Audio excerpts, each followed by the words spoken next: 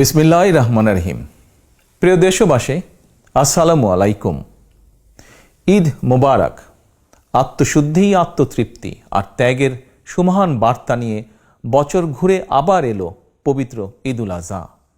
তবে ঈদ এলেও এবার দেশের অধিকাংশ মানুষের মনে নেই ঈদের সেই আনন্দ আর উচ্ছ্বাস।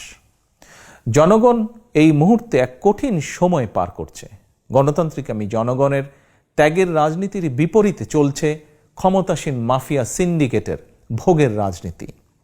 তাবেদার অপশক্তির অবৈধ ক্ষমতার লোভের কারণে রাষ্ট্র সমাজে নীতি, নৈতিকতা, ধর্মীয় সামাজিক মূল্যবোধের ঘটেছে চূড়ান্ত অবক্ষয়। সাম্য সম্প্রীতির পরিবর্তে রাষ্ট্র এবং সমাজে এখন পাহাড় সম বৈষম্য। একদিকে রাষ্ট্রীয় পৃষ্ঠপোষকতায় চলছে মাফিয়া চক্রের সদস্যদের বেপরোয়া লুটপাট, দুর্নীতি, টাকা পাচার।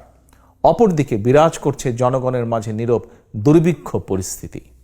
এমন পরিস্থিতির মধ্যেই জনগণের দুঃখ দুর্দশা নিয়ে নিত্য নিয়মিত মাফিয়া চক্রের প্রধান পৃষ্ঠপোষক স্বৈরাচারী শেখ হাসিনার বাঁচালতা আর মিথ্যাচার যেন মরার উপর খাড়ার ঘা। ত্যাগের মহিমায় ভাস্বর এবার ঈদুল আজহায় হোক তাই অঙ্গীকার, রুখতে হবে স্বৈরাচার।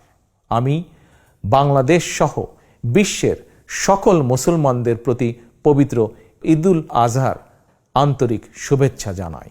ঈদ মুবারক।